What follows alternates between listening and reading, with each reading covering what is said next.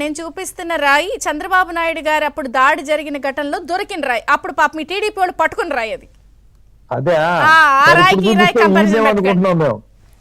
అప్పుడు మమ్మల్ని కన్ఫ్యూజ్ కాకుండా లేదు ఆ రాయి అప్పుడు చంద్రబాబు నాయుడు గారు వాళ్ళు పట్టుకున్నారు, ఇదిగో రాయిని చూపించారు. ఇప్పుడు ఈ రాయి మాకు ఎక్కడ దొరకలా, అదే కదండి నేను మీతో అంటుంది రాయి ఏదని. వేర్ ఇస్ ద రాయి?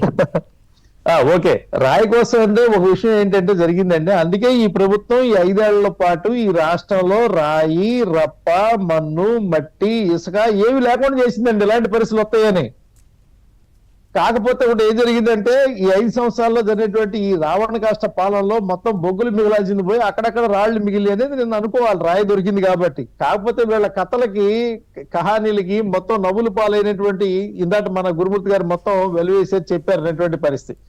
ఇప్పుడు జగన్మోహన్ రెడ్డి గారిని కొడితే అక్కడ తగిలి ఉంటే ఏమయ్యేదో, ఇక్కడ తగిలి ఉంటే ఏమయ్యేదో, విలవల్లాడిపోయేవాడు విలవల్లాడిపోయాడు. మరి గొడ్డలతో నరికినప్పుడు వాళ్ళ చిన్నాన్న ఎంత గిలగల్లాడి ఉంటాడు అనేది కూడా ఇప్పుడు ప్రజలు ఆలోచించుకోవాల్సిన అవసరం ఉందండి. ఆ తల్లో దిగినప్పుడు, ఆ చేతులు నరికినప్పుడు, ఆ పాటలు గుండెల్లో కొట్టినప్పుడు మరి ఆయన ఎంత గొడ్డలతో గిలగలాడిపోయి ఉంటాడో అది కూడా ఆలోచించుకోవాల్సిన అవసరం ఉంది. ఈయనకి ఒక్కడికే కాదు కదా ఆ కుటుంబంలో పాపం బాధ అనేది. ఇక్కడ ఇంకో మాట ఏమంటామంటే ఆయన కూడా అన్నాడు, కొడాలి కూడా అన్నాడంటే దెబ్బ గులకరా తగిలితే చచ్చిపోతామా, ఆడ పౌర్మా పెట్ట అన్నాడు. మరి అంతే కదా, జనం కూడా ఇప్పుడు అనుకోవాల్సింది కూడా అదే కదా, ఈయన పౌర్మా పెట్ట అనేది. విచిత్రం ఏంటంటే ఇక్కడ సత్యమూర్తి గారికి అర్థం కాదు, నేను క్లారిటీ ఇస్తాను. ఆ రోజు మధ్యాహ్నం 3 గంటలకి విశాలాంధ్ర రోడ్డు, నేను ఉండేటువంటి రెసిడెన్స్ ఏరియా విశాలాంధ్ర ఏరియా 3 గంటలకి జగన్మోహన్ రెడ్డి గారు వస్తారని 3 గంటలప్పుడు కరెంట్ తీశారండి. మళ్ళీ సాయంత్రం 6 గంటలకు ఆయన లేట్ అయ్యి 6 గంటలకు వచ్చినప్పుడు 6 నుంచి 7 వరకు కరెంట్ తీశారండి. ఇప్పుడు ఆ సింగనగర్ వెళ్ళినప్పుడు కూడా కరెంట్ తీశారండి. ఇది డిపార్ట్మెంటే కావాలని కరెంటు తీసినటువంటి కార్యక్రమం. ఇందులో 2 కోణాలు ఉన్నాయండి. ఒకటేమో డిపార్ట్మెంట్ ఏం చెప్తుందంటే నుంచున్నారు కాబట్టి, వైర్లు తగులుతాయి కాబట్టి కరెంటు తీసేసి నాయకుడిని కాపాడుకునే ప్రయత్నం చేశామని డిపార్ట్మెంట్ చెప్తా ఉంది. అదే ప్రజలు ఏమనుకుంటున్నారంటే టీవీ సీరియల్ దగ్గర కూర్చున్నటువంటి వాళ్ళందరూ కూడా కరెంటు తీస్తే బయటకు వచ్చి చూస్తారు కాబట్టి ఆ జనాన్ని, ఎట్టగో జనం లేరు కాబట్టి ఈ పర్యటన ఆ జనాన్ని చూపించుకునే ప్రయత్నం చేసింది వైసీపీ అని ప్రజలు అనుకున్నారు. ఇక్కడ ఈ 2 జరిగినటువంటి అంశంతో పాటుగా మీకు ఒక క్లియర్ గా నేను ఒక మాట చెప్తానండి. ఇదే జగన్మోహన్ రెడ్డి గారి మీద ఎయిర్పోర్ట్ లో కోడికత్తి సంఘటన జరిగినప్పుడు ఆయన అపోజిషన్ లీడర్ గా ఉన్నాడండి. ఆయన అపోజిషన్ లీడర్ గా ఉన్నప్పుడు నింద ఎవరి మీద వేశాడండి? అధికార పార్టీ మీద వేశాడండి. ఆ తర్వాత ఏమనుకున్నారండి, అధికార పార్టీ ఏముందండి, ఇది బీజేపీకి సంబంధించి సెంట్రల్ గవర్నమెంట్ కాబట్టి వాళ్ళకి సంబంధం మాకు సంబంధం లేదని చెప్పిందండి. కానీ ఓట్లు ఎవరికి వచ్చినాయండి? కోడికత్తి వల్ల మొత్తం జగన్మోహన్ రెడ్డి గారికే వచ్చినాయండి. మరి వాళ్ళ ప్రభుత్వంలో ఉన్న వాళ్ళు ప్రతిపక్షంలో ఉన్న వాళ్ళని కాపాడాలా, లేకపోతే ప్రతిపక్షాలు ప్రభుత్వాన్ని కాపాడాలా? ప్రతిపక్షాల మీద దాడి జరిగితే ప్రభుత్వం జవాబు చెప్పాలా, లేకపోతే ప్రభుత్వం మీద దాడి జరిగితే ప్రతిపక్షం జవాబు చెప్పాలా?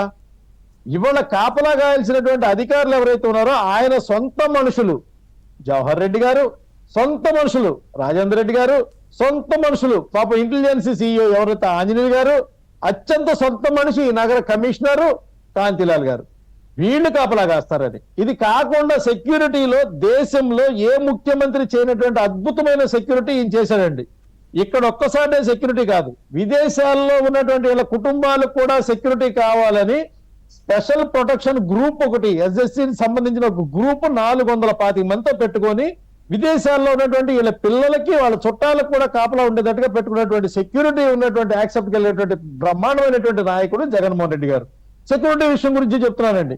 ఈయన హెలికాప్టర్ లో 20 కిలోమీటర్ల దూరంలో ఉన్నటువంటి దానికి కూడా హెలికాప్టర్ వాడేటువంటి సెక్యూరిటీ కావాల్సినటువంటి ముఖ్యమంత్రి.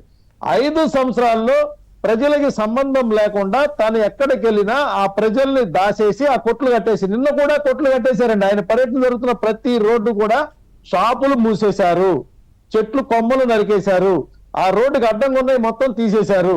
ఇదంతా ఆయన సెక్యూరిటీ కోసం చేసింది. ఇది కాకుండా ఉన్నటువంటి పోలీసులు దాదాపు 700 మంది పోలీసులు నిన్న ఉన్నారండి ఆయన.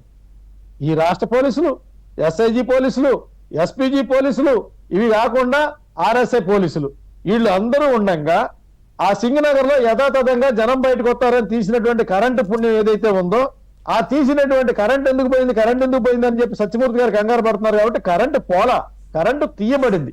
తీసినటువంటి కరెంటులోంచి వచ్చినటువంటి రాయి, ఈ రాయి కథకి ఉదాహరణ తీసుకోవాలని చెప్తే సజ్జల రామకృష్ణారెడ్డి గారు చదివినటువంటి ఇంగ్లీష్ నవల్లో ఉన్నటువంటి బిట్టు కోల్డ్ బ్లడర్ మర్డర్, ఇది రామ్ గోపాల్ వర్మ గారు వాళ్ళు కలిసినారు కాబట్టి ఆ రేంజ్ డైలాగ్ రావాలి కాబట్టి ఇచ్చేశారండి.